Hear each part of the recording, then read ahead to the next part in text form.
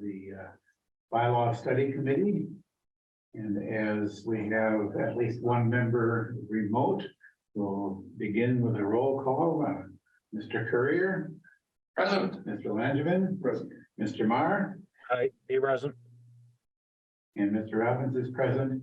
And Mr. Jefferson notified us ahead of time that he, and some sorry excuse about having like a work function. He's on a conference call with some people on the West Coast who inconveniently are not running on Eastern time.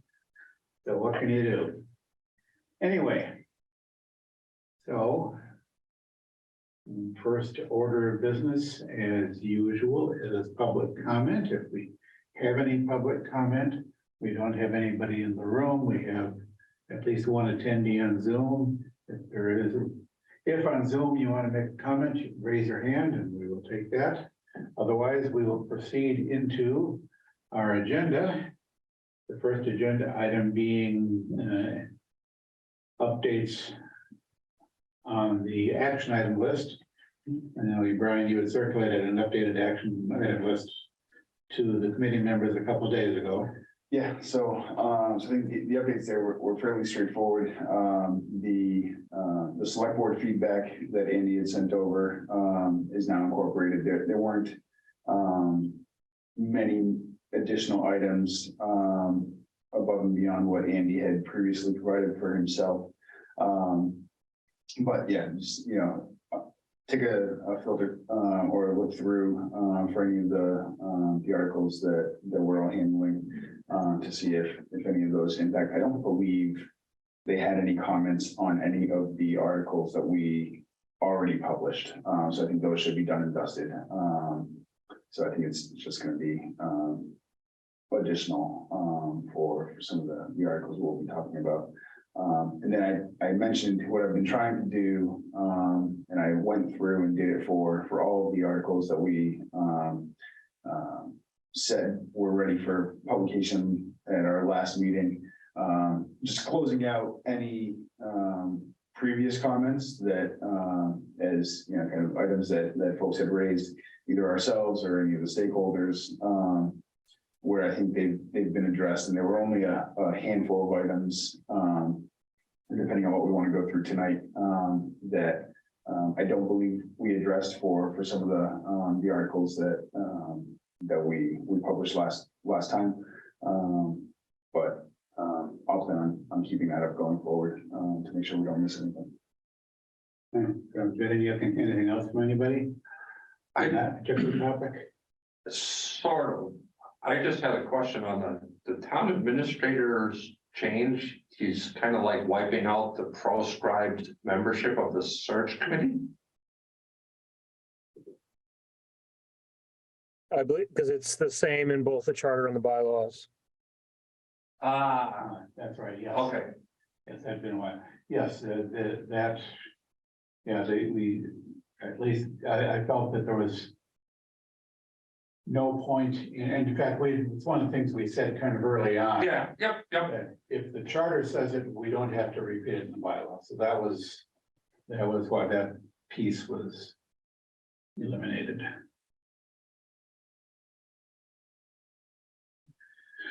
So, yeah, I did take the time to look over all the comments from the select board and reflected them in anything I was working on. So if that's it for action item list updates, and our next agenda item was to review additional articles that we think maybe are ready to be published, put out for public review and comment. And I'll kind of take those in article number order. At least going through all the ones that I think we have. Article 15, unregistered motor vehicles. You had sent that out, Brian. That's one where no changes have been identified. So it's sort of a formality that we'll put this out there with no changes.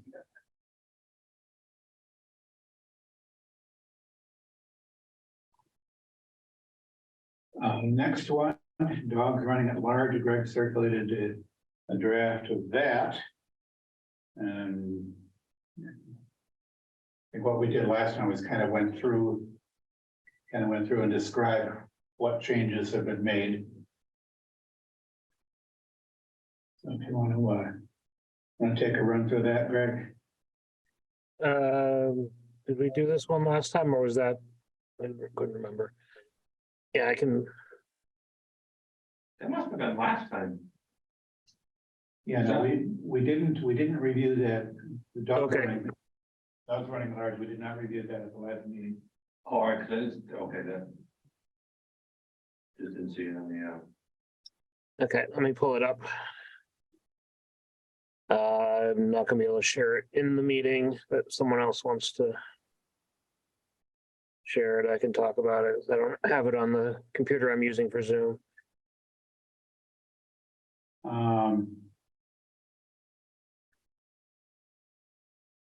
So there were several things brought in by the animal control officer. Most of it was the definition of terms.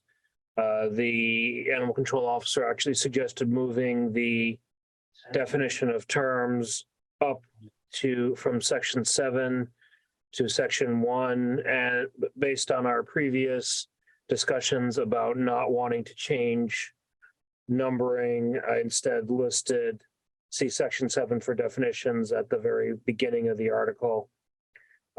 We incorporated some feedback about do we want to adopt the MGL to be MGL option to not charge veterans or people over 70 years of age, disabled veterans or people over 70 for fees. That was an option suggested by the animal control officer, so I've included that. Dog officer has been changed to animal control officer everywhere in the article. There was a suggestion from the animal control officer to add another 4th tier of kennels, which has a larger cost, and also to put a maximum size on the kennels. Previously, it was unlimited. Wording about service animals. So there's references to particular places in the Mass General Law and eliminating all of the things that were defined in here because there was no definition Mass General Law. Another item suggested by the animal control officer was a definition of nuisance barking and defined hours. Previously, there was an issue was only talked about excessive barking, which there was no definition of what that was or when it was. Update on leash requirements to say that not only do they have to be a specific length, but they have to be able to keep the dogs from interacting with other dogs or people, and also that they be suitable things designed for working with leashes, not just some random rope or something like that. There was a new requirement for people to pick up and properly dispose of dog waste, which wasn't something that we previously had required. MGL appeal procedures and penalties. There was a request from the town clerk to adjust the licensing period because the license renewal forms are sent out in January with the town census forms. And previously they weren't due until March 1st, and there were no late fees until June 1st. So they send them out in January, and then they're still dealing with them until June when they get to actually having to deal with late fees. So they've moved everything up accordingly. So the licenses are expected to be done from January 1st to March 1st, and anything after March 1st has a late fee. involved. The last section is one that I had to confirm with William, was that section 10 was repealed. It was talking about the animal control officer taking care of any money that they receive and providing reports about that. The animal control officer will not receive any money directly from anyone in Grafton due to our arrangement, as they are an employee of Westboro and we contract with the town of Westboro. So that section is no longer required.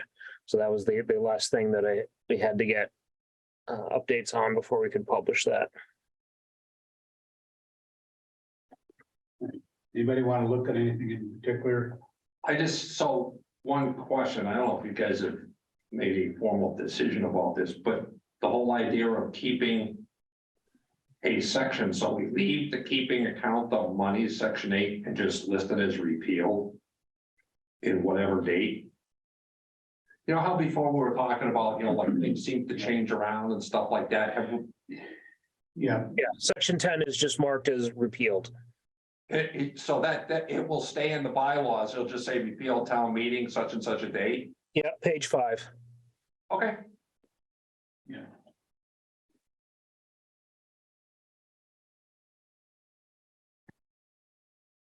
Yeah, I've got a few comments and questions, and I think, Greg, if you're not in a spot where you can make edits on the fly, I can send, I just have comment boxes all over, my PDF. I can send this to you offline.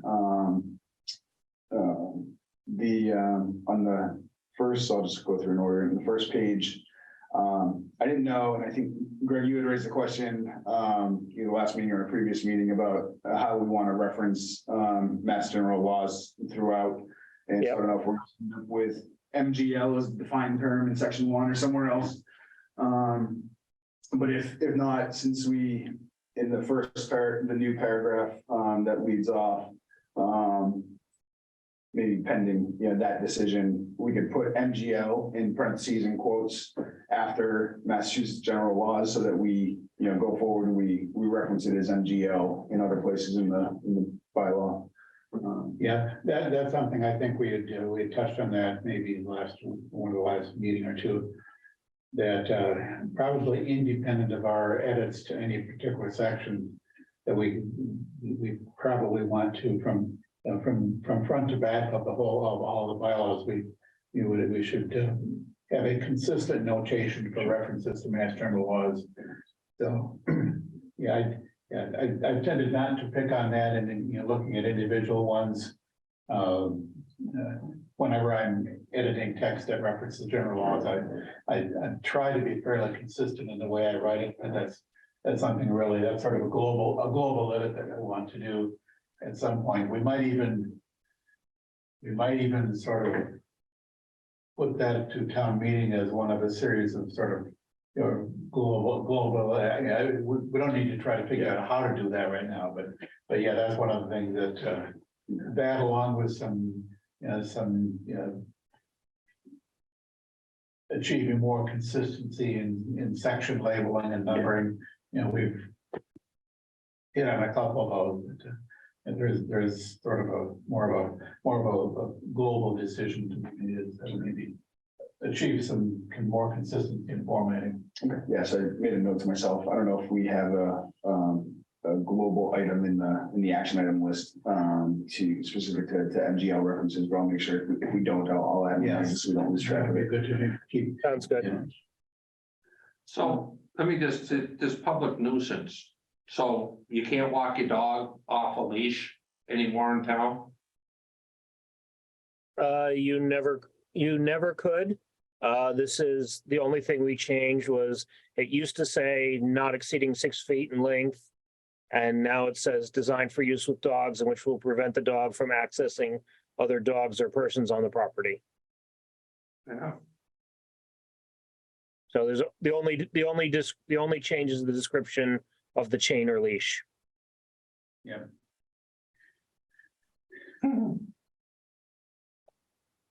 And not that we need to be reminded of this, but all of this everything we've done here is subject to further review and Yeah. revision. The Yep. more we think about it, that at this point, we've basically incorporated, all the changes that have been suggested. Yep. And most notably from the animal control officer. And, I will, because this is the one place where I found several instances. I did sort of redo a scan for all occurrences of pronouns, he, him, his. And in Greg's draft of Article 16 here, I caught several cases of, I know Greg had caught some of them, but there are a few more. Yeah, there's a bunch of hymns. His and him and he in several sections of the revised. That's something that, Greg can just make another pass through this. Yep. At your leisure. But with. Yeah, so if Brian and Dave, you want to send me those things after the meeting, I can make those updates and circulate a new draft. Yeah, Okay, yeah, that works for me. right, I'll, same thing as Brian just offered, I'll send you a PDF with a markup where I saw the pronouns that still need to be worked on. Okay, And I went through, I found a whole bunch of pronouns in sections that I've been working on that. And the largest single collection of pronouns is in Article 20. And Evans got that in his list of things. So now I'm gonna take the dog control officer and scan that through and substitute the animal control officer, because we talked about that. That's in one of my piles of Yes. stuff. Okay, yeah, that So was one of, both you suggested that and the animal control officer requested that as well, so. Yep. So I believe I caught all of those, but if there are any more of those, can update those as well. All right, so we'll send you, Brian and I will send you the things that we've found, and you will incorporate that into this, and then it will be ready for us to put out to the public. Everybody comfortable with that? I mean, yeah, I'll leave it to, I guess to Greg and you, if he sends over, the updated version. I think most of my comments were, either make this edit or don't. I don't believe I had any questions, but there might be some things we want to discuss, so I'll leave it to you. Yeah, I'll once it's done, I'll see if there was anything that I thought we might want to discuss. Otherwise, we can post that. Yeah, we can bring that up at the next meeting if we need further review by us, which, no problem with that if we, Yeah, and Dave, to your point, I mean, this isn't final at this point, so I'd say, if. just if you find a couple of hymns or he's in there, just take them out and send them over to post them, right? Yeah, so I Yeah. think we should probably be good to post regardless, and anything that doesn't get caught or that we want to talk about, we can always handle in the next round. all right. So the next one on my list here is Article 35. And we had, so Dave, I don't have a huge preference in order. I think we had originally skipped over 6, 7, and 8 at the last meeting because Skip wasn't here, but. Right, I and just didn't we're want gonna to distract him. skip them. Okay. All right, let me find.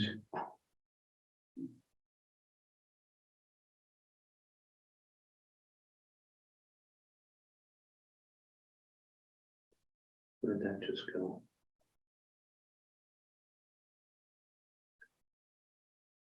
All righty.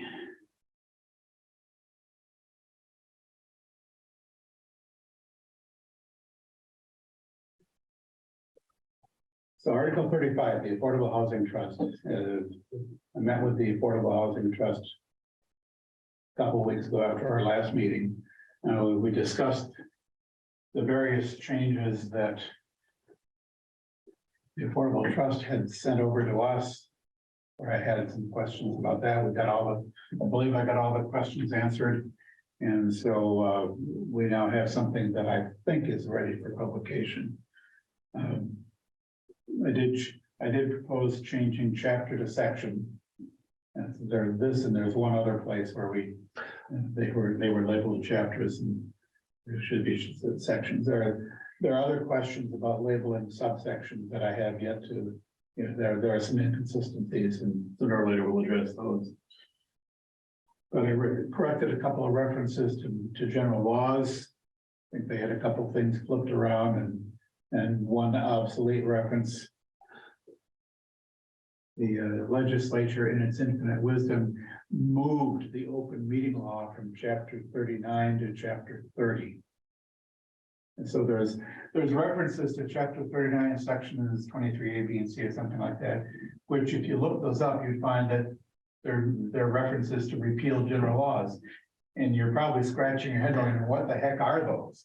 But from the context, I figured it must have been a reference to the open meeting law, and I found the new location of the open meeting law, so I corrected that in here. Section 2, I changed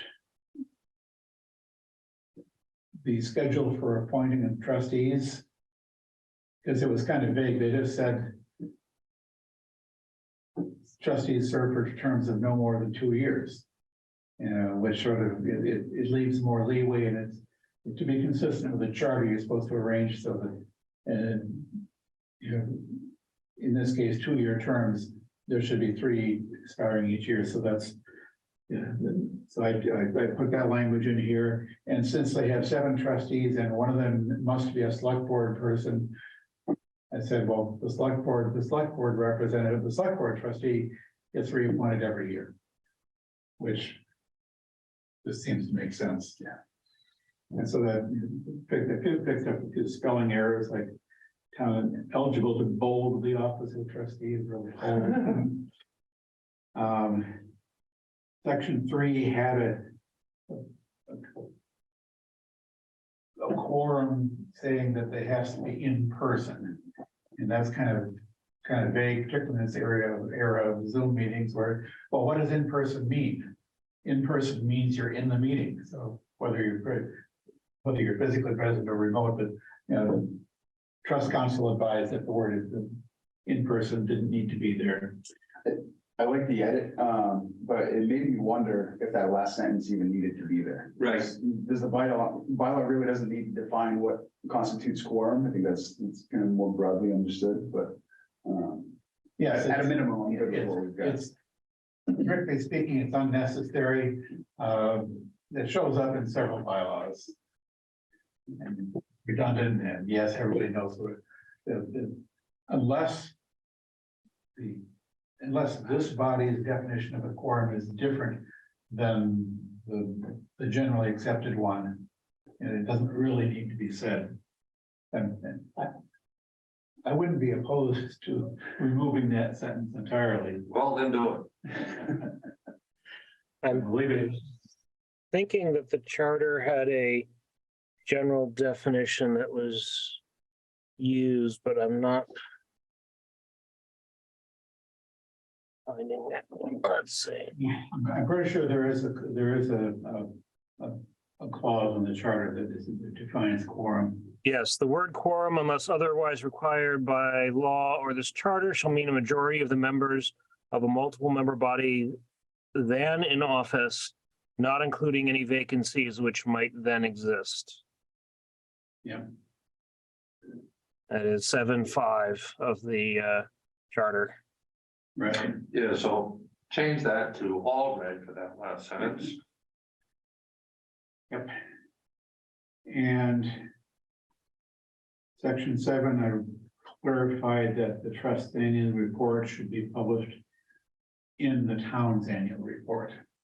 There was it was sort of vague here that, well, you guys got to make a report every year. Okay, where should we report it? Yeah, there was no anything anywhere. Yeah. Yeah, and so then after discussion with the trust and their council, we decided it made sense to add these new section 8 and section 9. Section 8 on amendments. This bylaw may be amended by majority vote of town meeting. Except as to those provisions specifically required under General Laws, Chapter 44, Section 55C. That's the enabling statute for affordable housing trust. But they thought it was worthwhile to include in the bylaw this business about amendments. And I guess, and I raised a similar question last week, last meeting in the, with a section in the CPC bylaw on amendments, just saying, didn't really feel necessary. I think there, we decided, let's leaving dogs lie. It doesn't hurt anything. Just leave it in there. I paused again here. It's like, well, now we're actively adding a section that it isn't really accomplishing anything, in my view. And obviously, if council feels strongly about it, then, I'm not going to make a stink, but, where we're not outlining it, and I don't think we could outline a process for amendment that's different than the overall process to amend any bylaw. It didn't feel necessary. But. I would say, if anything, you might be allowed to say like it's gonna be an 80% vote of the town meeting or something like that to make it more strict if you wanted to put that in here. Yeah. Yeah. The thought did occur to me of whether we wanted to specify a vote other than a majority vote to amend this, but yeah, I think overall on advice of their council, I tend to think that, yeah, they said it probably doesn't hurt to include this. That is a part of the declaration of trust, which is a whole separate thing. That's very much like the bylaw, but it's not the bylaw. This, I think the declaration of trust, I don't remember if it had the amendment thing or not in there. But anyway, they said they thought that was a good idea to put this in there. So we'll see. And then the duration of trust, that's a clause that appears in the declaration of trust. And the trust and their council thought it was worthwhile to include that in the bylaw. And it does really two things. It makes it clear that you need a 2/3 vote of town meeting to dissolve the trust. And this sort of repeats the language that's in the declaration of trust saying, if the trust does go away, here's what has to happen to its assets.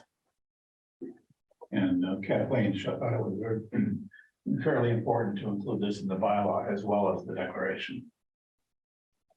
So I'm wondering if we need to include the annual report as it is covered under section 4.2 of the bylaws. I mean, it even references it right there. It basically says it will include a report of its activities, and section 4.2 says each committee. Well, my only thought was then, is it because this is a trust and not an officer board or committee? Yeah, that might be a good reason to include it here, because the trust is an unusual entity. I think it's the only one of its kind we have in town. And so it's sort of, it's a town body, but it's sort of its own thing too. It's an entity distinct from the town government in many ways. Yeah, and you could go knock on the door forever and a day. It's, well, we'll report to the town whenever we feel like it. Well, no, it says here, you report to the town along with everybody else, is what we're saying here. Yeah.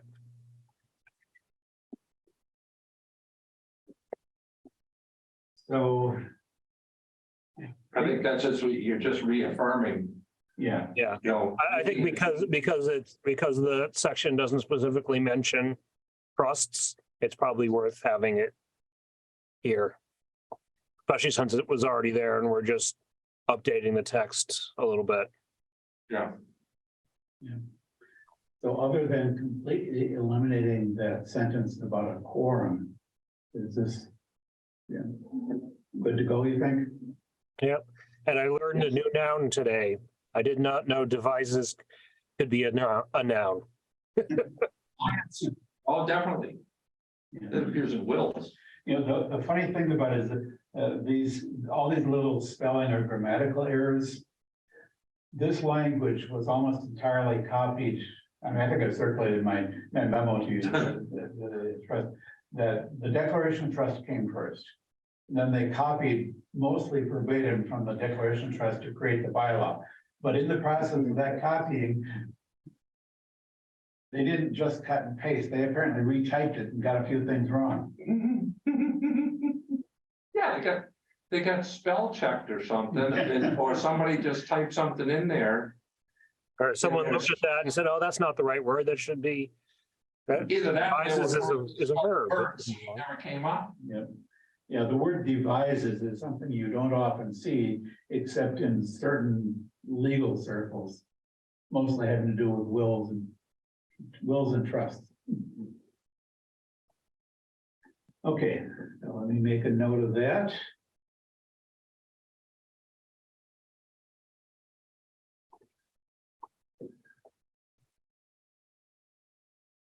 Oh, I notice it says, shall be posted at town hall?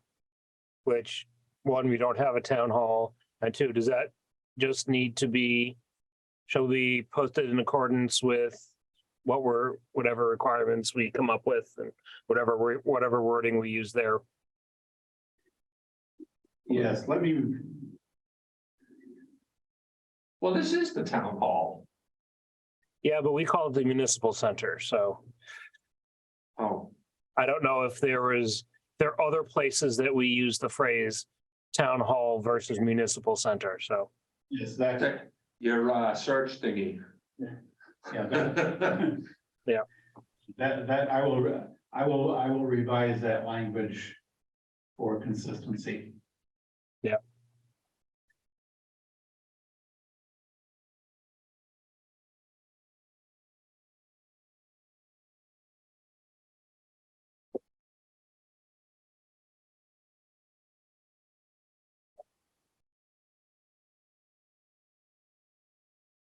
All right. So the next one on my list is, find that.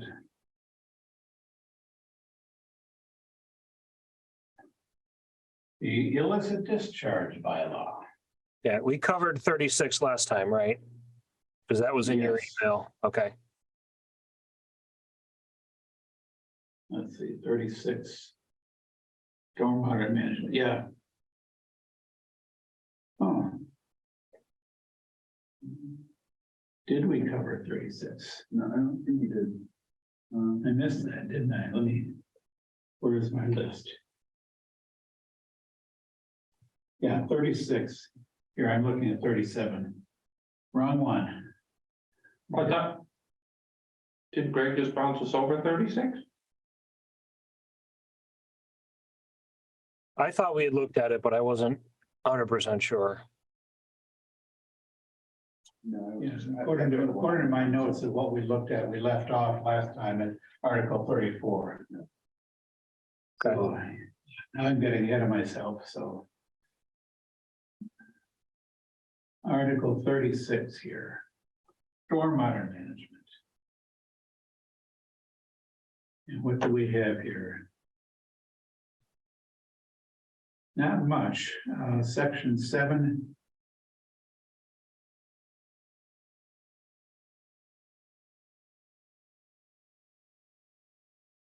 Yeah. Just added a couple words to clarify public hearing notices. 5 working days prior to the hearing, apparently working wasn't in there, but it should be. And written notice given in a local newspaper. Yeah, so I guess, I hadn't raised this in the wetlands bylaw, but, since we're doing it here and you want to be consistent, I paused on the word working day, and wondered why we specifically use working day versus business day. And then I guess more than that, down in section 10, where we've got similar language, with respect to, notice prior to a hearing, we use 7 days. At least 7 days. And so the language here talks about giving written notice.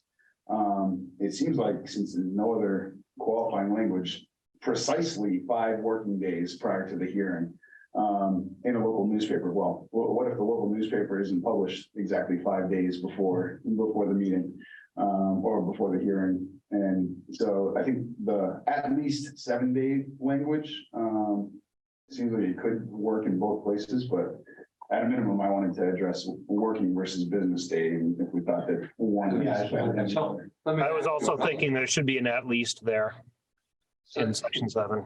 In section 6, we just talk about until 20 days have elapsed, doesn't say work days or anything.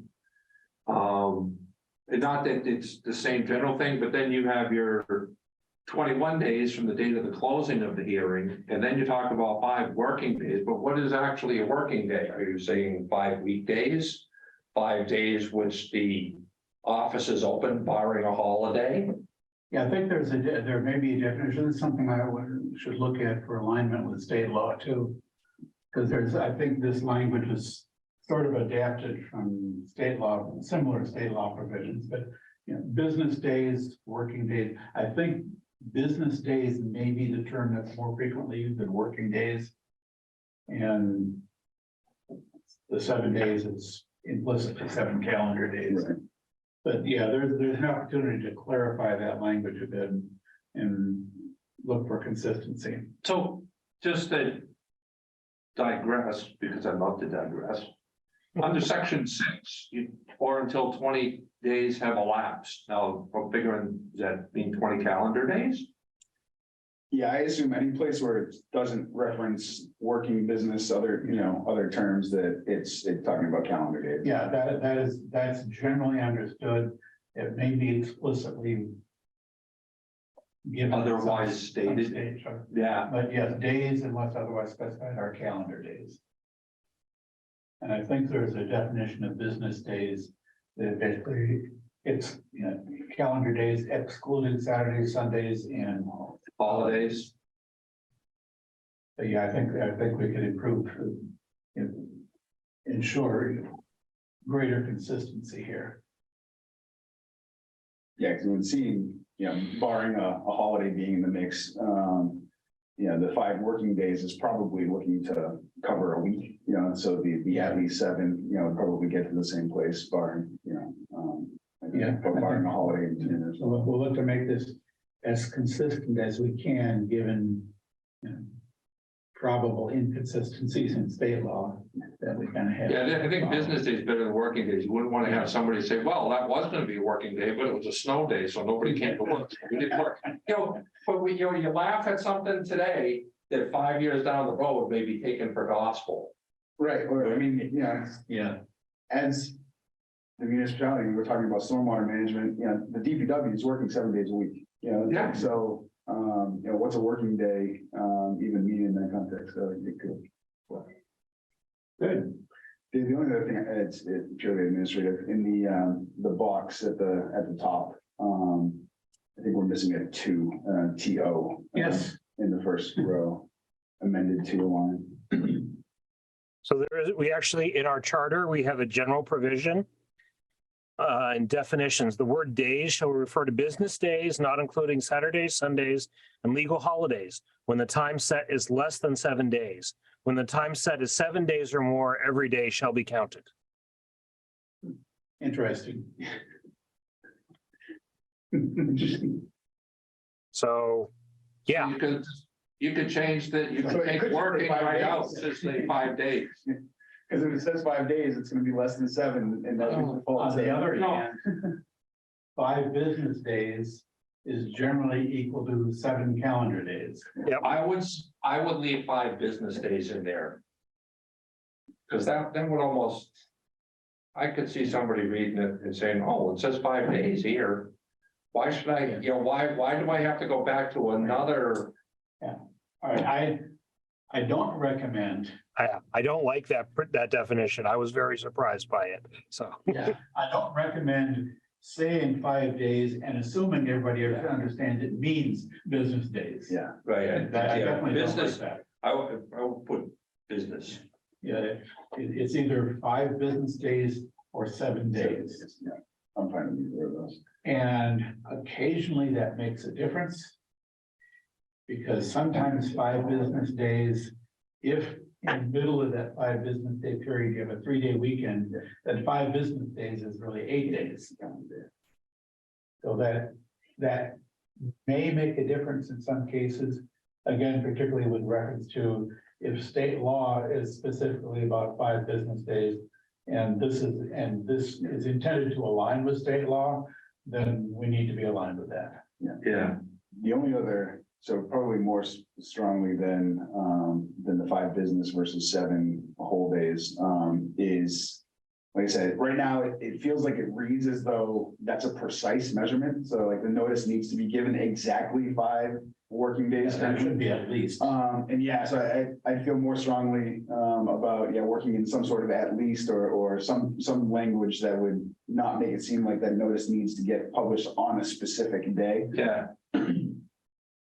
Not that, not that this public, the subject of what we're talking about is going to be misconstrued by the average person just reading through this, but to make it, of the applicant, at least 5 business days prior to the hearing in a local newspaper. Yes.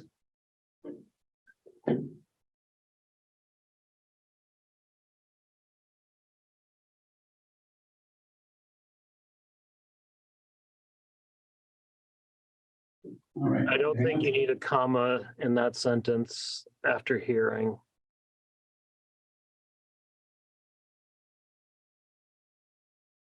I don't know if that probably wasn't there before because we just added in a local newspaper. So probably don't need to mark that as deleted.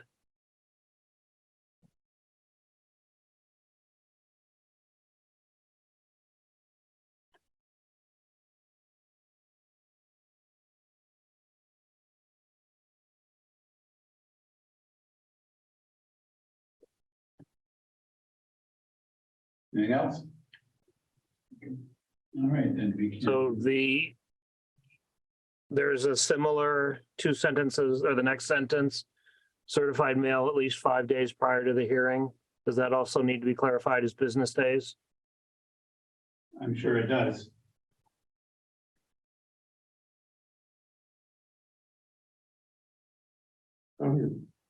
Which section? Greg? Right there. 7B. Oh. The applicant shall notify butters by certified mail.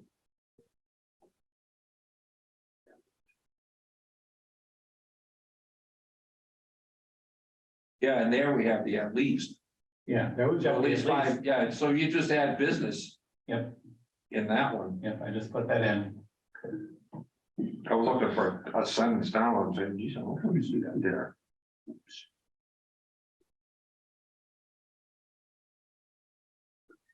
Yeah, I truly don't think anybody has scrutinized these bylaws the way we've been. You just read these and you kind of know what it was meant to say. And you don't worry about the exact wording.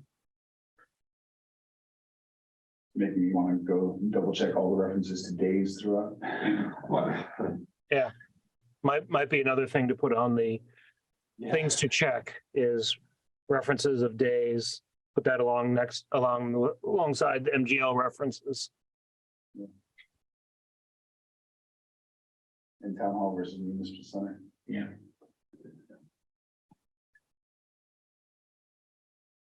And the thing is, the Affordable Housing Trust bylaw was written long after the town offices moved into the municipal center. But I suspect that language was drawn from some model bylaw that someone wrote for another town where they actually had a town hall. Yeah. Of course, we sometimes refer to this as town hall.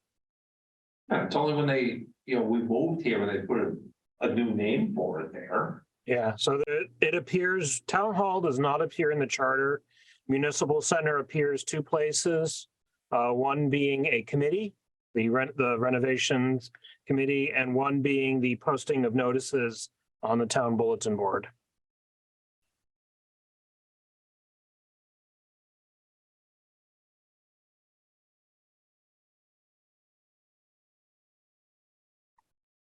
So we're gonna post this one up with those couple little quick changes. So town hall appears two places in all of the bylaws.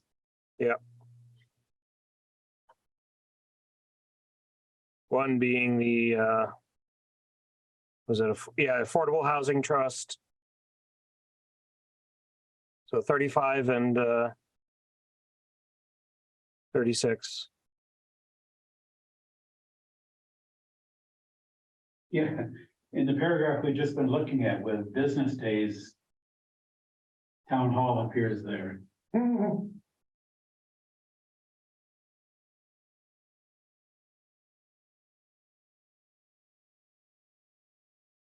At the municipal center.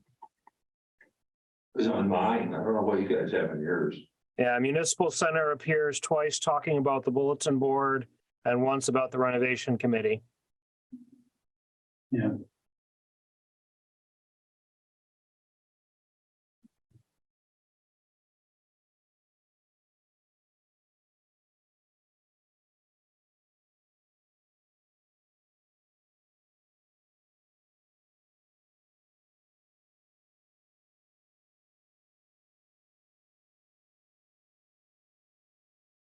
All right, fix that. Yep. All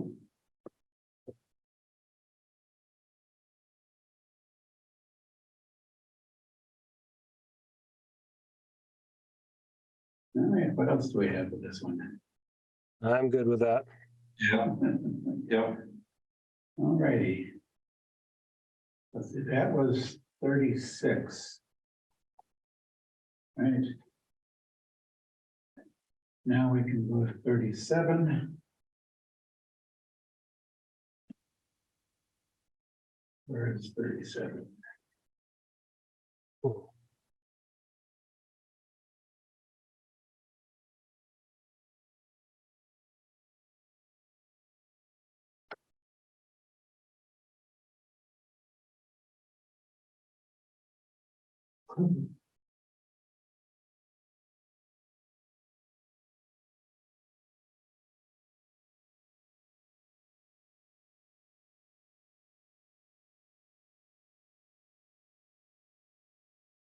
All righty. There we go. So this is our illicit discharge bylaw. What I've got here, not really a whole lot. I kind of reformatted section 2, you know, to separate a few definitions. I didn't highlight those. Section 7, we'll get back to this one in just a moment. Section 8. There was a list of exemptions. And there was kind of an oddball thing here, number 16, which said, the wording was slightly confusing, but it appeared to say that for certain cases like uncontaminated groundwater infiltration of pumped groundwater, water from exterior foundation drains. Section 16 seemed to say the town wanted testing of that discharge. I asked our DPW director about that, and he said this was put in before he was in charge of DPW, and he didn't particularly like it. His recommendation was just, instead of trying to figure out what it really meant or how it's supposed to work, just kill it. So, Okay, I could see what that would be. They want, so if somebody's pumping groundwater from around their foundation drain or something like that, that goes into the storm drain, that you've got to test it and make sure that with no standards or anything listed. right, and Paul said, Oh, I tested it. There was radioactive materials in it, but that's okay, because it doesn't. Also, that's Yeah, just get rid of it. something they wanted to work with. So And do we then want to we- leave that item there and mark it as deleted? So 16 deleted, Yeah, just for purposes of numbering? Because it's actually a numbered item. Deleted town meeting of. yeah, I would, quite frankly, I would just delete that entirely. Uh, For items in itemized lists like this, I don't see a need to Maintain to number keep the 16. number. Okay. Particularly here when it's the last item in the list. Yep. If it was even if it was in the middle list, I would say just delete it and renumber everything. Because the retention of these numbers to me is not nearly as important as sort of preserving article numbers. Yeah. Then we had, I just noticed a minor typo. The last item on bottom of page 4. So it's in this list. Number 2 has an opening parenthesis, but not a close.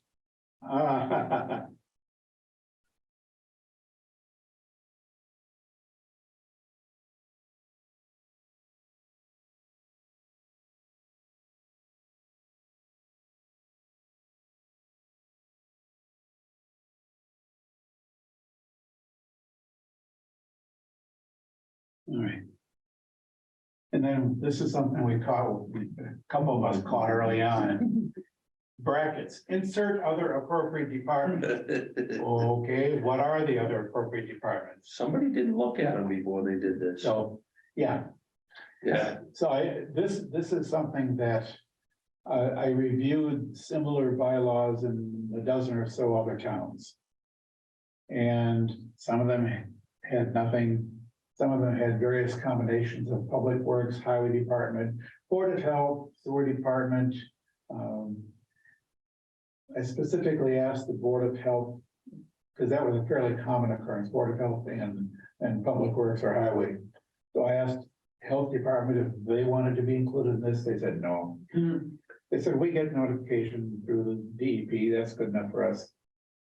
And Paul for Public Works said the same thing. Police and fire. The only people he sees needing immediate notification of things like oil spills. So the simplest thing to do, I kind of thought we'd end up this way, just delete it. yeah. In which case, when there's an emergency like that, I don't think anybody's consulting the bylaw to figure out whether or not they need to call the police and fire department. Right, and so the one other thing that was slightly more involved was the old question of coal tar. And what we did previously was we inserted coal tar as added that to our list of pollutants, which has the effect of making it illegal to allow coal tar to get into the MS4. It doesn't prohibit the use of coal tar. It simply prohibits it from entering the MS4. So the discussions that we had over the last couple of years about this was, do we want to explicitly prohibit the use of coal tar? And so I finally, after scratching my head a long time thinking about it, I came up with, if we want to explicitly prohibit the use of coal tar, here's how I would recommend doing it.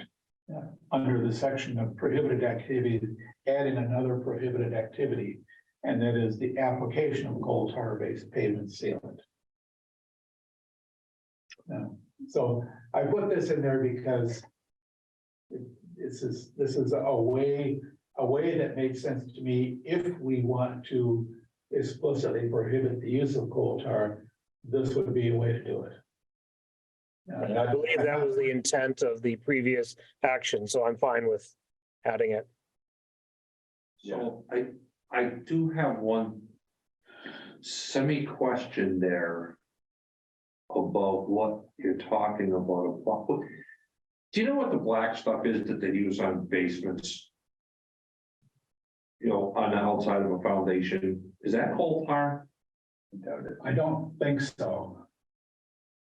I think it's more of an asphalt based sealer. I don't actually know. Yeah, I think even if it was, I think by referencing pavement sealant, I think that wouldn't apply. Well, I was thinking about doing something else. Yeah. Yeah, no, what, yeah. The way I thought would make sense to write this is, again, assuming that we actually want to ban the use of coal tar pavement sealers rather than just prohibit it from getting into our MS4, then it still has to be tied to the MS4 because this whole bylaw is about the MS4. So it has to tie into the MS4. We just can't say, don't use coal tar sealants. We have to say, don't apply a coal tar based pavement sealant to any impervious surface from which runoff may reach the MS4. So that, I think, ties it into the MS4, and it's effectively as close to a ban as you can make under this bylaw. We talked about this when this was getting done. Yes, My thought here was to remove impervious.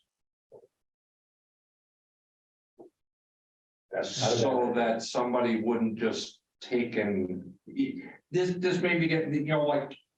I'm just thinking of in the proverbial old days in town, when we moved here, Western Road was a dirt road that had Yes. coal tar, chip sealed chips, and put on it. chips, right, you good, that's a good observation. Chip seal with coal tar. So that somebody, I don't know if that's done from listening to people talk about this when they had the whole hoorah about doing it, was where is it really gonna come from?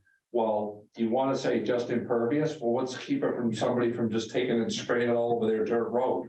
You don't need the word impervious here. Right. That's what I'm saying, just taking it out. Agreed? The only other tweak, I don't think we need the hyphen between coal and tar. I think just tar dash based. Coal tar based. I think in, Yeah, you can take that. Take the two hyphens out. I think the Yeah. second one is at least consistent with what we added to, or what was added under pollutant. Second sentence as well. There's one more coal dash tar. Second line, yeah. No, actually, it's the second sentence.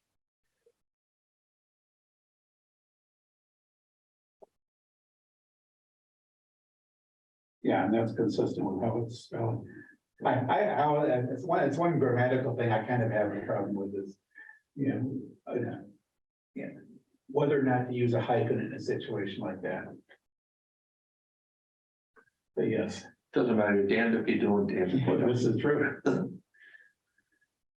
Yeah, and just for consistency, where the bylaw currently says as a pollutant, coal tar based asphalt sealant. For consistency, I'm changing that to pavement sealants. But yeah, and so, yeah, so this whole new section here, it's really, it's up for further discussion. Does the town really want to take this extra step and literally ban the use of coal tar sealants? Or are we satisfied that banning them from being discharged into the MS4 is good enough? But that was the argument. That was the discussion. Like I reviewed a finance committee hearing where you spoke about this, Skip. That you spoke kind of in favor of an actual ban, not just a sort of indirect ban. Stop fooling around and just get right to the point, one way or the other. Yeah. Yeah, and so that's my thought is you just can't put it on anything. Pervious or impervious. Yeah, no, I absolutely agree that the word impervious isn't necessary here, and in fact, it leaves a loophole. Yeah. Which really, if you're concerned about getting into the. Yeah. Of course, the other side of that argument is if it's a pervious surface, the coal tar is just gonna infiltrate into the ground and it's not gonna get into the MS4.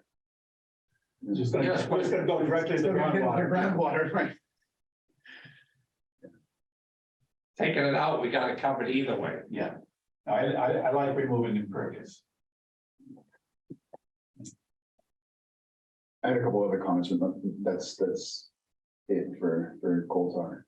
But as far as coal tar goes, I'd be aligned with Greg's thoughts. I think I don't personally have a horse in the race, but I think this is getting to what town meeting thought we were doing with the original edit. So Yeah, I think the intent was Yeah. to, it's interesting though, and I think we briefly mentioned this in one of our previous meetings, that out of 351 cities and towns, Westwood is the only one that put something like this into their bylaw. Oh, they put it, now they're able to. yeah, Their bylaw, the other thing they added was animal food, which we've got covered, I think, in the dog article. So the only other thing is, I don't see any reference to polyaromatic, but polycyclic space aromatic. I don't know where the poly-aromatic came from. what polycyclic aromatic hydrocarbons? Yeah, I mean, I'll check the language and where this came from. I got away with that? Polycyclic? Gee, you can tell it's 9 o'clock and time to go. Yeah.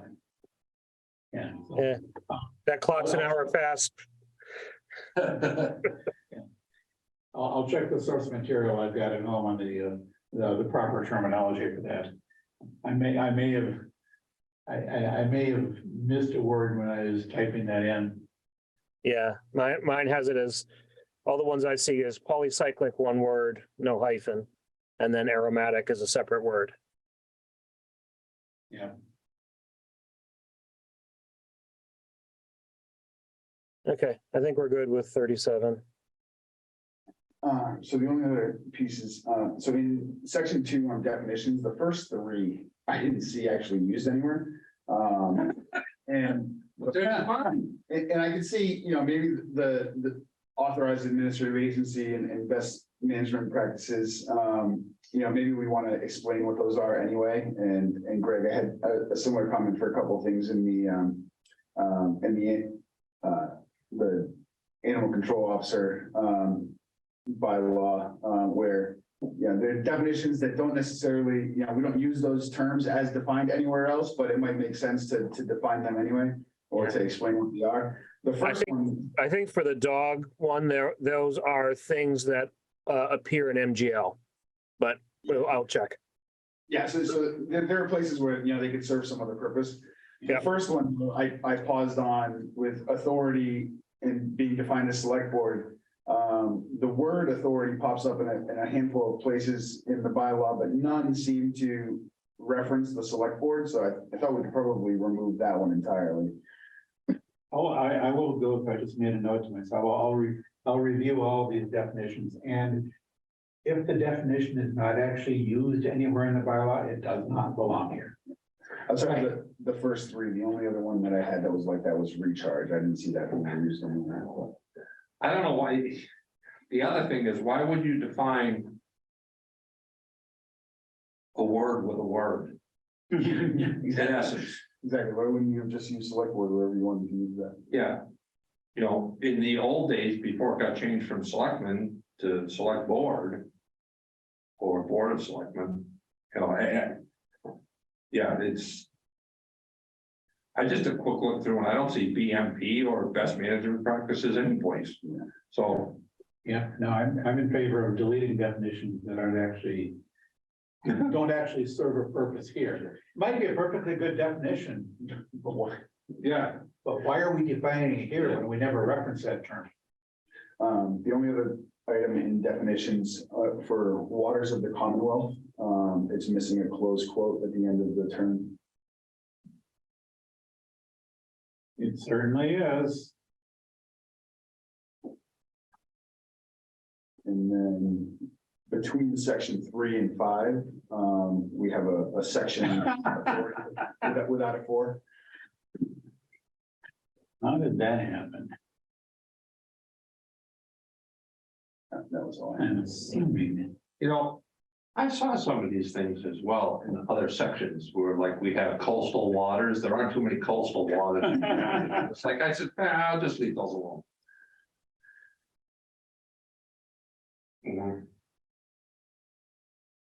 Oh, that's here even.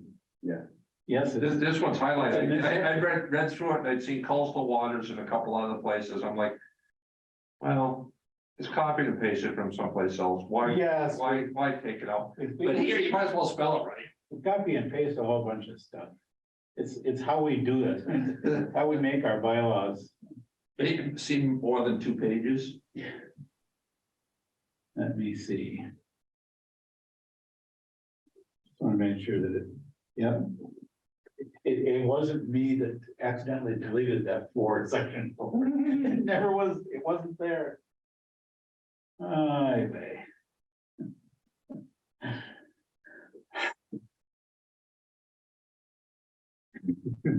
Just to show you again. How many times these bylaws get read through and reviewed.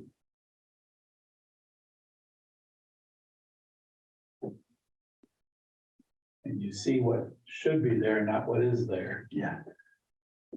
Oh, my. We're gonna clean these bylaws up so well. Well, this stuff's been all out here, so it just kind Yeah. of tells you that people may have gone through them with pet peeves and not really looked at them all the way. Now, didn't somebody on this committee a while back talk about tasking somebody or some entity with regular review of bylaws as they are added or updated? Yeah, well, so let me say this, and this would probably not go well with some of my current compatriots in crime on other committees that I serve on. But having the 20-year span or so of having been on the finance committee several times and seeing the people that were there and hearing most esteemed colleagues that are no longer with us discuss why the finance committee was called the finance committee when the town charter got passed and what it used to do versus what it's intended to do today. It might be better served for that committee to have its name changed to the Warrant Advisory Committee and fully hash these out and realize that that's what it got turned into. And it has some extraordinary authority to get financial information from people to be able to review the budget. But other than that, that might be the place for this to actually go. I happened to, If that's what you're talking about. a few days ago, I happened to pick up that old printed copy of the original town charter. Yeah. That was distributed when we were voting on it. And in the report of the Charter Commission, they mentioned that they had proposed changing the name of FinCom to Warrant Advisory Committee. Yep. And they got so much pushback from people who loved the term finance committee that they said, well, we'll leave well. They loved it, and that the finance committee had been an integral part of pulling together the town finances and did an awful lot more work in the absence of what we have today, as far as structure goes and people actually doing work and kind of working together. And it has evolved, and it's evolving into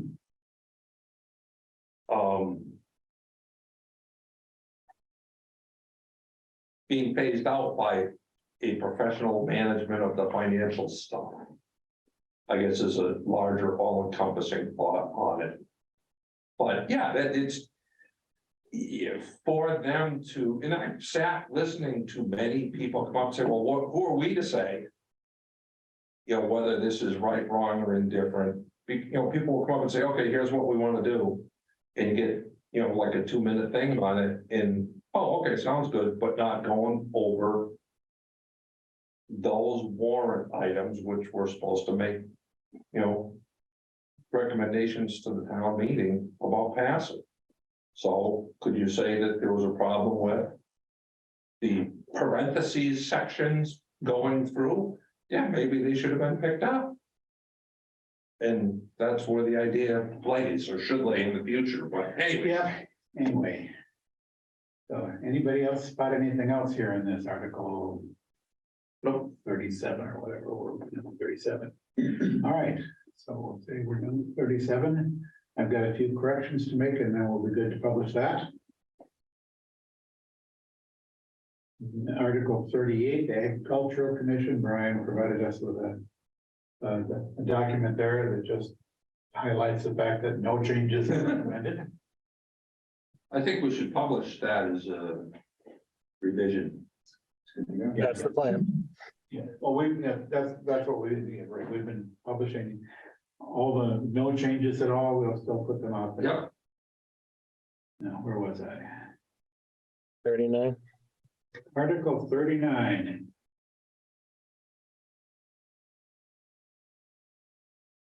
And this, let me put that up on the screen.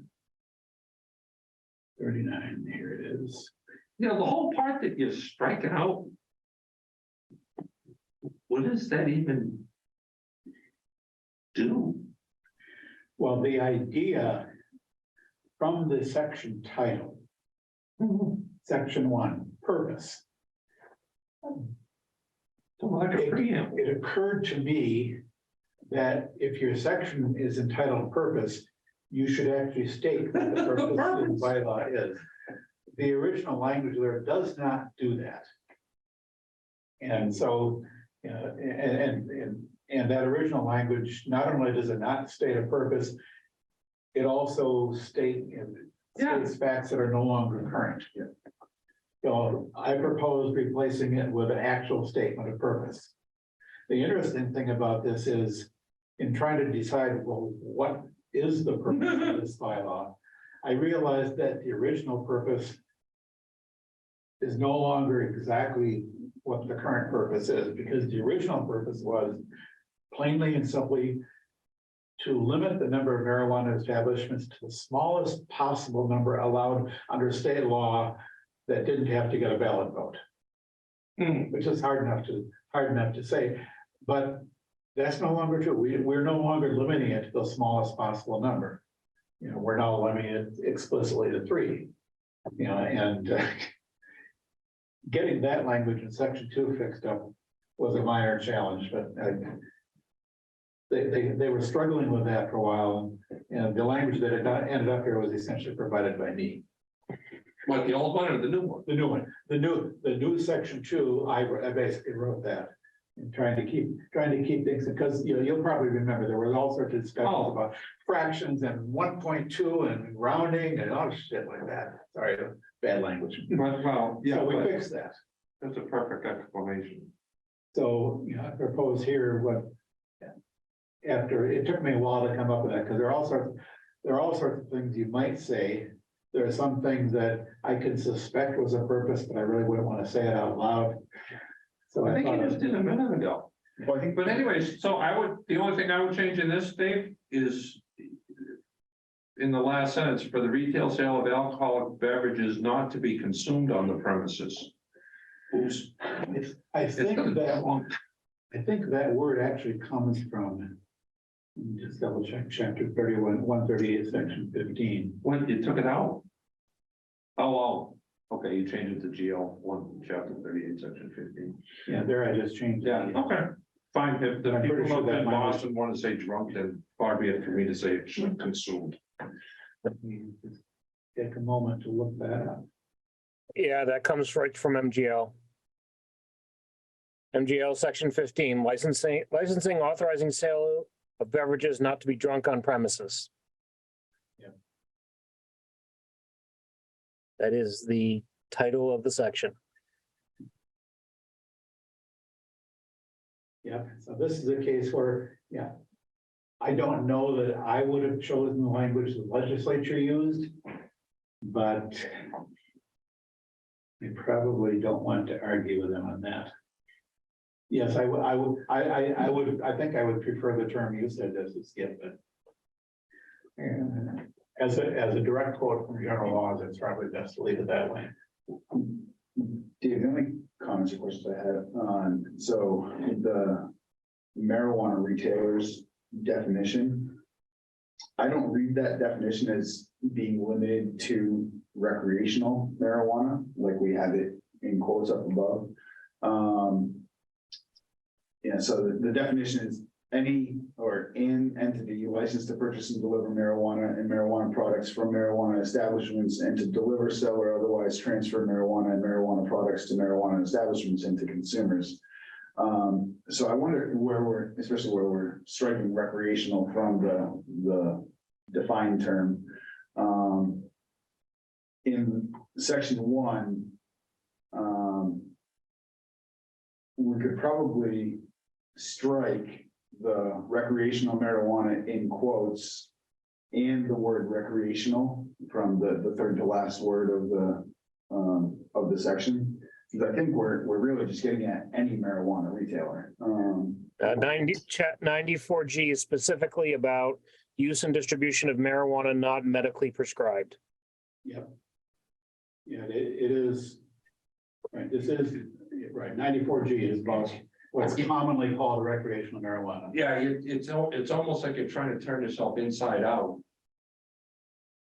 Just to say that's, and I could see the proverbial conundrum, but the idea is, we're talking about recreational stuff. Yeah. I think, quite frankly, it's all going to go down the toilet because they let everybody grow 12 plants. Nobody's going around counting plants, and it costs 12 times as much to go to the store to buy it than it does to grow it in your own house or whatever. You're discounting the ambition. We are referencing a term defined in Mass General Law. Therefore, we have to use the name of the term. The name of that term is marijuana. Yeah, I'm just saying this whole industry's going down the toilet. It already is. Things are changing in that industry. Yeah. Wholesale prices are dropping like a stone. So Why? if you're in the business of growing and processing marijuana, you're having a harder time making ends meet. A couple of marijuana retailers, they're starting to go out of business. Yeah. It can't not. When you take something, how much is the tax on this stuff? I have no idea. Right. Yes. Well, I'm not into the. I'm not into it. I am not, I can't stand the smell of it. When they legalize it, driving down Shrewsbury Street to go to work in the morning, I'm saying, I'd rather die behind somebody that's cocked than this 27,000 people that must be stoned on their way to work at 7 o'clock in the morning. And I digress. They are, to continue the digression just a little bit, because we're on the topic. And it's not something that we have to worry about in our bylaws anytime soon. But they are working on authorization for on-site consumption, i.e. marijuana cafes, where you buy and consume right there on premises, like alcohol to be drunk on premises. Yeah, that's a long way from becoming real. They're just starting to step down that path with regulations and so on. The good news for us in Grafton is that we don't have to deal with it until such time as the town approves the concept, which is, or it's expected to be done by a ballot vote. So someday, if somebody wants to propose that Grafton allow on-site consumption of marijuana, they'll have to bring it to the voters on the ballot. And then if we approve it, then we have to worry about updating our bylaws, this bylaw and the zoning bylaw to accommodate that. But until that happens, if it ever does, and I'm not holding my breath, we don't even have to think about it. So all we needed to do here was update the language. Yeah, and that's a good preamble for what we can even talk about for the purpose. And then the other part's the technical nature. Yeah.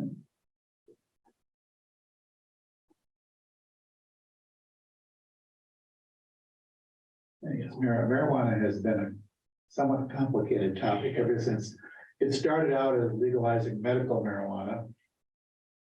And then that morphed, and then when the medical marijuana was under the jurisdiction of the State Department of Public Health. And then when they brought the recreational adult use marijuana, that resulted in the creation of the Cannabis Control Commission, which then eventually absorbed that medical function from the Department of Public Health, which changed the laws, changed the regulations. So we had, I updated the zoning bylaw last year to deal with some of that. This, I wasn't involved in writing this. I was involved in writing the marijuana zoning bylaw, but not this.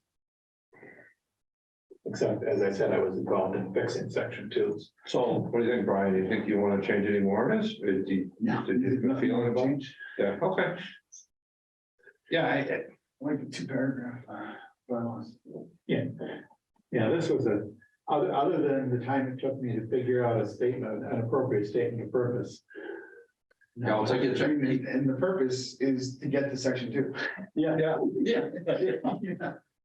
Arguably, you don't even need to have a statement of purpose. You just need to say what the bylaw does. Purpose, I could shorten that right up, segue to section 2. Delete section 1.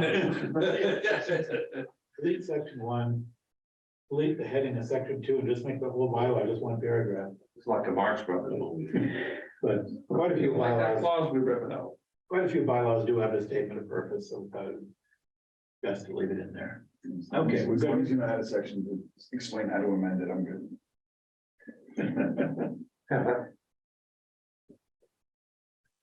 Post it. All right, so that one's good. Let me make a note of that. Last meeting, I didn't take enough notes. I had to view the meeting video a couple of times too before I caught everything that we had planned on doing. All right, and the next one, the last one I have on my list for the review tonight is the CIPC.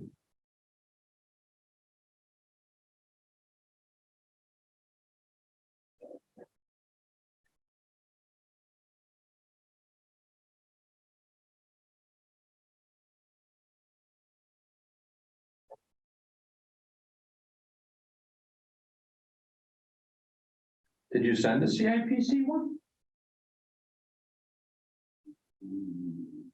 I got too many emails. Greg sent it. Agricultural bylaw.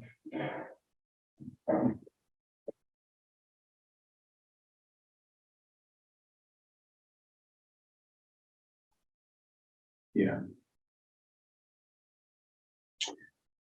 That was on the same day. So that one, You know what, Greg, these are the 2 emails that I had you forward me separately too, because I hadn't gotten the original. Is anybody else having issues sometimes not getting emails that go to the listserv email address? well, it's kind of hard to tell because I've been on mute, sorry. Yeah, hard.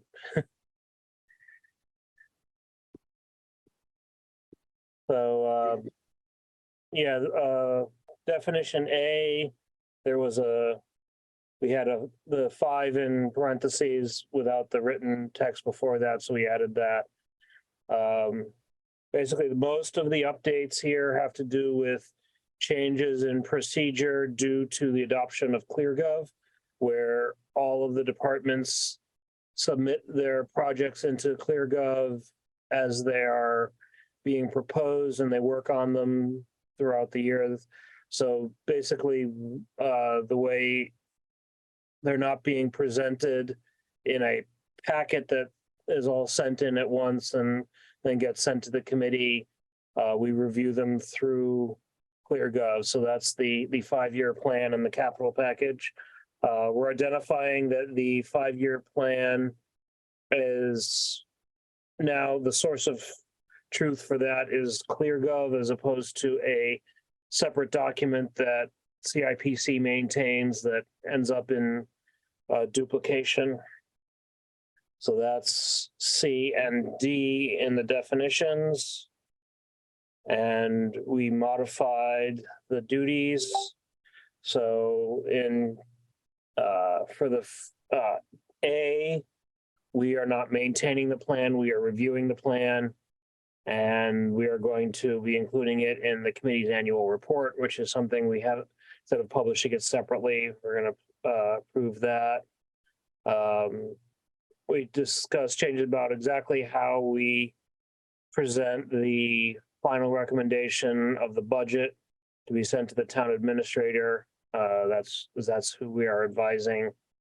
For D, the additional capital project information is going to be going through ClearGov. So again, we are just reviewing that.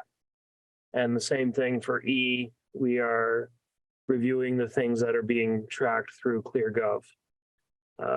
Similar changes in the capital request submission process. Instead of in writing, it's via ClearGov. And instead of transmitting a capital package to the CIPC, we make it available through ClearGov. And finally, the process is much more streamlined now. So we don't need providing the plan to us in September for approval for the May town meeting. So rather than prescribing any particular timeline at this point, we decided just to strike that and let the chapter 6-7 of the town charter about when it needs to be provided to the town and finance committee drive when that information needs to be ready from the committee. So Greg, my question on this would be, how tied do you want or think the bylaw should be tied to a particular vendor? Yeah. That's an interesting question that I had thought about. That might be something we want to discuss. Maybe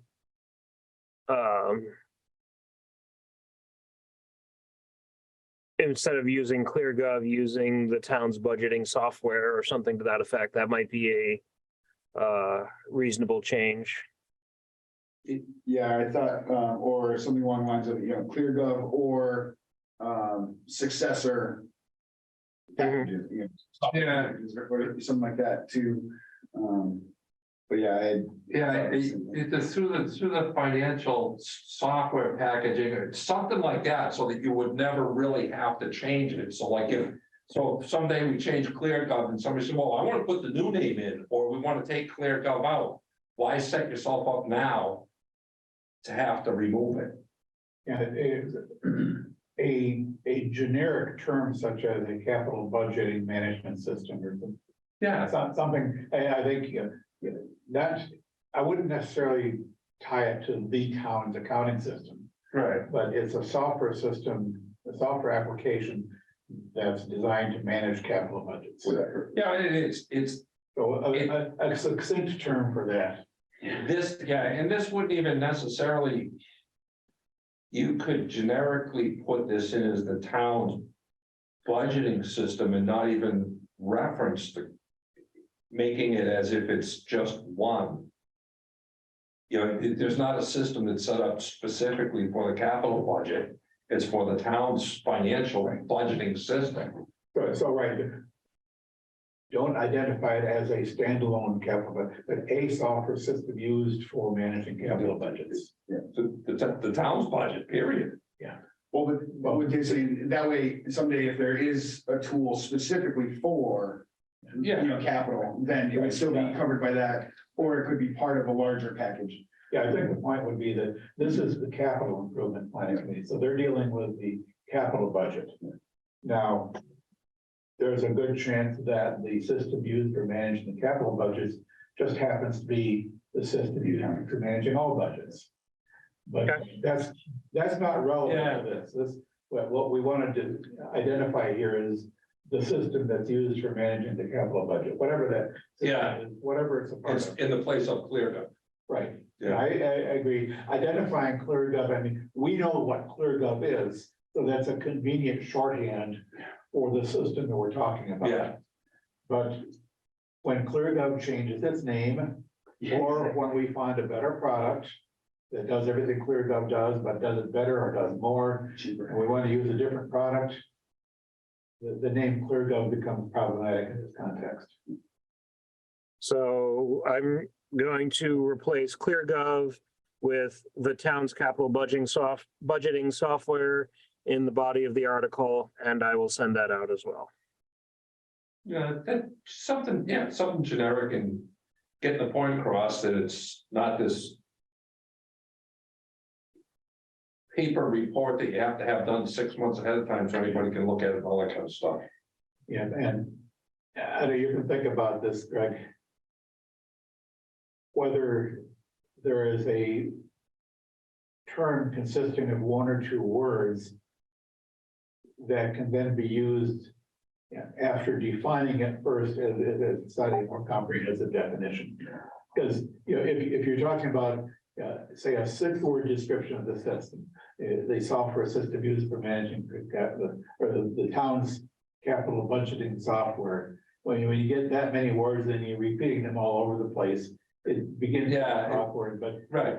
Yeah, the problem with that is it's used in some of the definitions, so we'd have to insert a new definition ahead of time, which we could do and just re-letter the existing ones.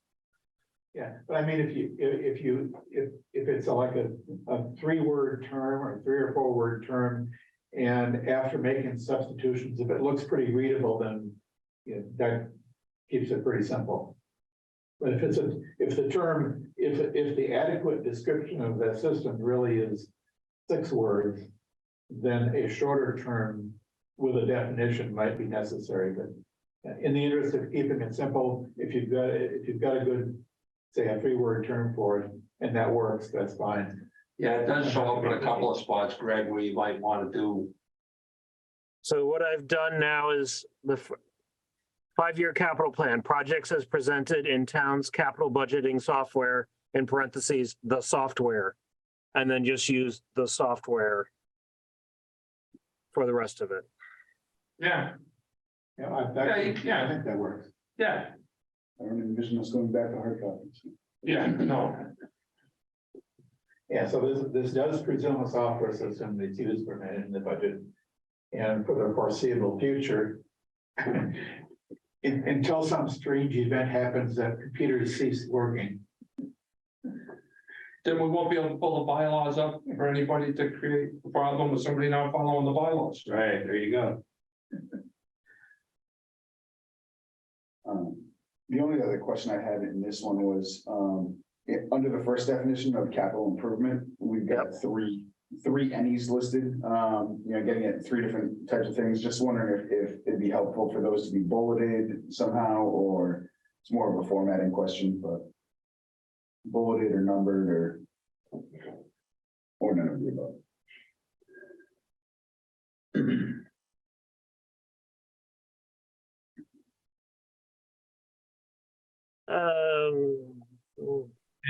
Yeah, by the way, what does it mean? Any acquisition, lease of land? Is it lease of building, lease of motor vehicles, or is it any acquisition of a lease of land, acquisition of a building, or acquisition of a motor vehicle? I believe that first comma is intended to be an or, any acquisition of lease of land, building, or motor vehicles. Yeah, so we could write it that any acquisition or lease that. Yeah, acquisition or lease reads better, a little bit better to me. Yeah. Okay. In fact, the second sentence is acquisition or lease. Yeah, there you go. Yeah, and even that's kind of bounced back and forth.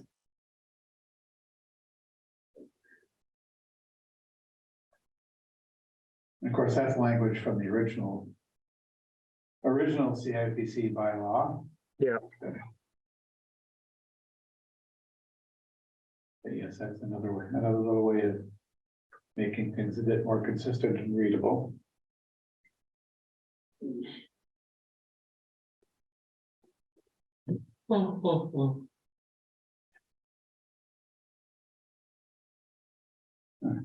With that, are we good to go on this? Yep.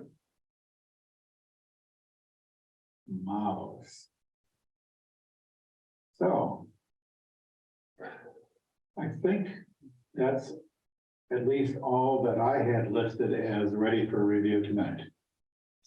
The only other one, that we skipped over it at the last meeting too, but I didn't know how we wanted to handle what you had sent out on Article 1, Section 9. If you wanted to wait until we have all of Article 1 and review, all together. Or... Yeah, right. What I sent out on Article 1, Section 9 is not really ready for a review yet.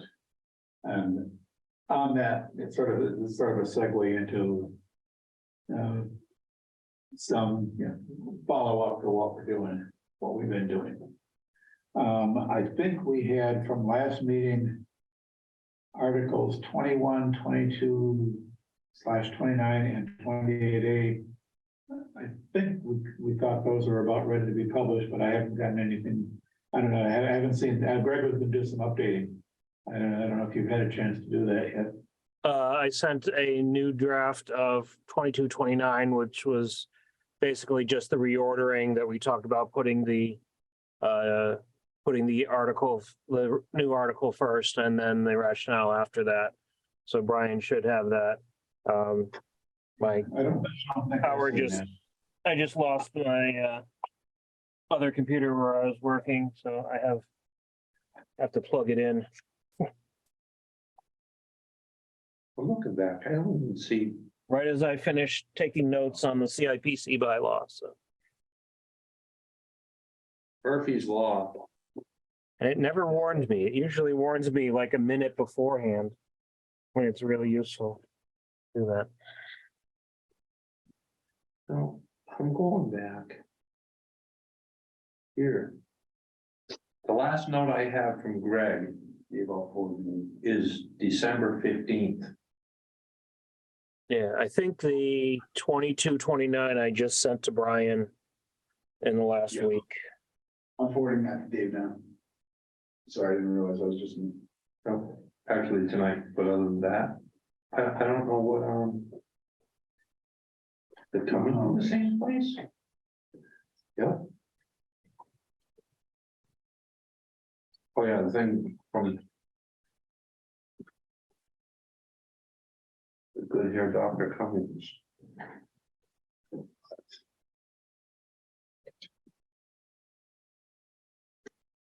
You know, it was funny, for a while I was getting stuff that was being sent. I couldn't ever figure it out through,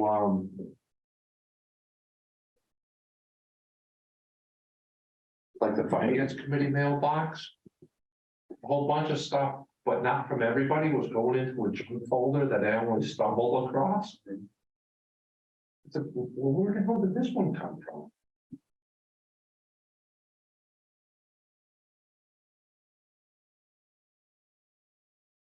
All right. What happened? Here's time for power too. Yeah. I'm down to 11%. And for some reason I plug it in, it's not charging. I should have brought my other charger with me. Anyway, I think we're probably about done for tonight. Wanted to go over. What else do I have on the list of things to be worked on? All right, so the articles that Greg was updating. The 3, 6, 7, and 8, Skip, you don't have those ready to go yet. So I sent out 40 just before the meeting started. That's a fairly small one. We deleted 3 revolving funds that no longer exist and deleted a comment about benefits to bus drivers, and we don't employ any bus drivers directly. You know, it's funny, I don't think we ever did. We had bus companies, but I don't think any of the drivers were on the town's payroll. I think they were all on contractors. Oh, No idea where it may have been in the past. So. bus drivers may have.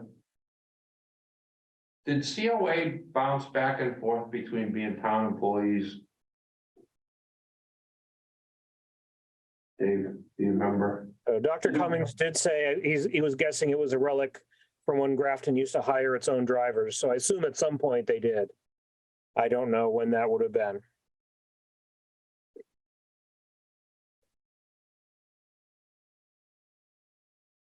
Oh, my computer's about to die on me. Let me see here.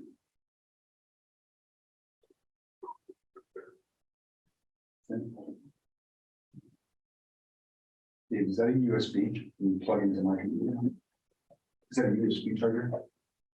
USB-C. Yeah, that one. You wanna, I got an everything, not that I'm advocating for staying until 9 o'clock, but No, I'm I have 3 cords here and one with a universal charger plug in at the end. You,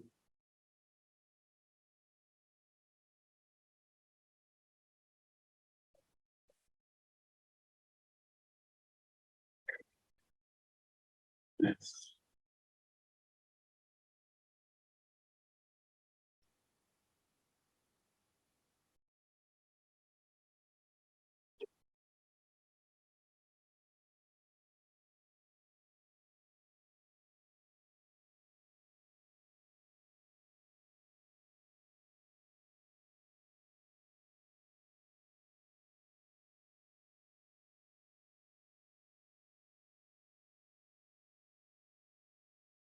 Hey,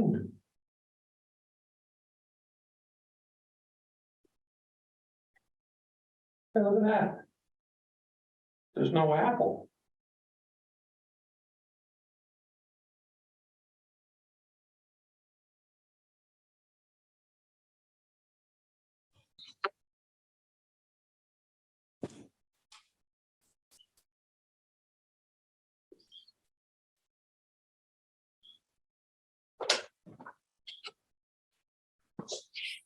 all right. Huh.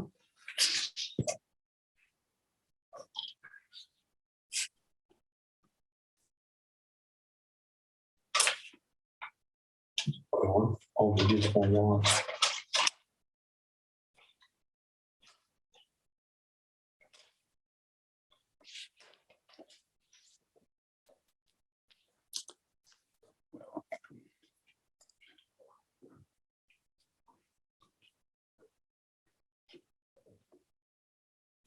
Well, do you want to forget this thing and just do the minutes, so you have plenty of battery time left and we can go?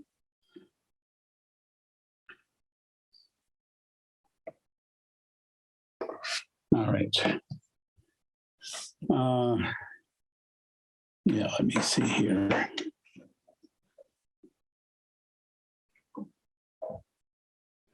Anyway. So what we're still working on. I've got scenic roads and shade tree, which I'm probably going to have ready for our next meeting. Greg just sent us out 40. And we've got a few other things that are yet to be done. Skips, you've got some that you're working on. Article 1 and Article 12, I've been doing parts of that. We mentioned a moment ago, Article 1, Section 9. Pending some additional clarification from town council, that's probably, Section 9 of Article 1 is probably just about ready for review. The rest of Article 1, there's not that much else that we're doing with it. I've kind of gone through and started looking at the rest of Article 1. I think it's mostly done. There's a couple of things that we can talk about, whether we need a definition section or something in Article 1 dealing with meeting posting. So that's sort of still to be determined. Article 12, there's a lot there. It's a big article, but there's not a whole lot that we have to do. I've gone through that and marked up a lot of it, and I've got a few things that we will need to discuss with this in Article 12. But yeah, I've done a fair amount of the editing on that already, so I'll continue working on those. And I think There's one section of Article 12 that we're waiting for the Accessibility Committee to weigh in on, but the rest of it, there's mostly small stuff, pronouns, a few other questions. There's a question about whether we should add a food truck licensing to Article 12. And there's some discussion that we probably need to have with the town administrator and select board on that, but that's one of the things that Matt raised. A few other things. They should be licensed by the Board of Health anyways. Yeah, so the question I have is whether the bylaw needs to address that at all. So Matt raised a question, so we'll try to get that answered. I would like to not have to put it in the bylaw. But the section 12, Article 12 does have like 3 licensing regimes in it. So it's to be determined. A few other questions come up with respect to Article 12. I think I'll be prepared to have us discuss some of the points that need to be resolved at the next meeting. And any of the other articles that any of you are working on, we're just going to keep working on them and be prepared to bring a few more to the meeting next time. So has Evan given an indication of what he wants to do with the administrative code?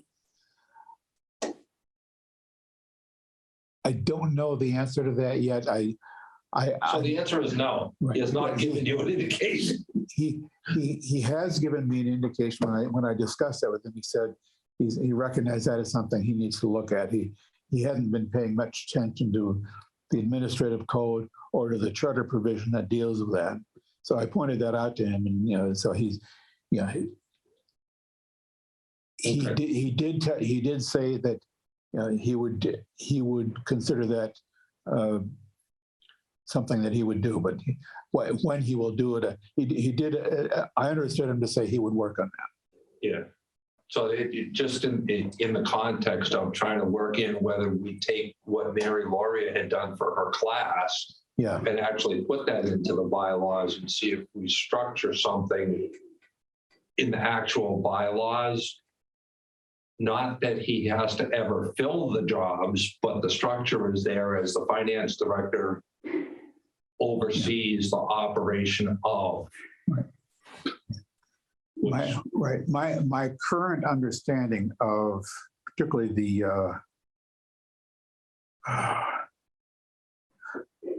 Home Rule Procedures Act, Chapter 43B.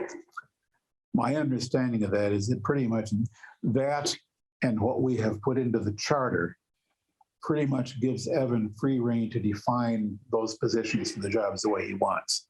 And that the actual bylaw doesn't need to say very much. A lot of that would probably properly be put into Appendix A, the administrative code, which is technically not part of the bylaw. Right, but it's something that it says, okay, this is, so it's just so that everybody knows what the thing is and not have it all concentrated in a drawer in his office. Right. So I think the administrative code is Appendix A is intended to lay that out. Yeah. It's intended for Evan to spell out the administrative organization, all the departments, the department heads, what they're called, so that by and large, the bylaw doesn't have to go into detail on that. Right. Pushes the structure out of the charter, out of the bylaws, but it does exist somewhere, and that's the administrative code. Yeah, the idea behind the charter was that the administrative code would be published as an appendix to the bylaws. So with that, I don't have anything else other than the minutes of the last meeting. I move we accept the minutes of previous meeting as presented.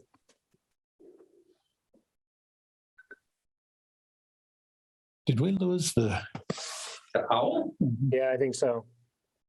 I can hear somebody talking. Yeah, I heard. All I can see is Dave and Brian. No owl. Yeah. I guess when I was trying to transfer the Zoom from my laptop over to my iPad. Oh, must have wiped it out. And I wonder if it's even recorded. it is recording. Oh. Yeah, well. Apologies to those who were watching on Zoom, although, They're still here. yeah, they're still here. It's just that the owl managed to get itself terminated. Anyway, so I think I heard Greg making the motion about the minutes. Second. Moved and seconded that the minutes of the previous meeting be approved as drafted. Are there any discussion? Hearing none. Put this to a roll call vote. Skip, Abstain. Brian? Aye. Greg? Aye. And Dave votes aye. Motion carried unanimously. One abstention. And with one abstention, to be precise, yes. By a vote of 3 in favor, 1 against, or 1 abstention, none against. Be accurate about it. I could tell it's definitely time for me to go. All right, with nothing else on the agenda, a motion to adjourn would be in order. So moved. Second. Moved and seconded that this meeting be adjourned. Skip, Aye. Brian, Aye. Greg, Aye. Dave votes aye. Motion carried unanimously. We are adjourned to resume in 2 weeks. 2 weeks? Yeah, 2 weeks. All right. End the meeting.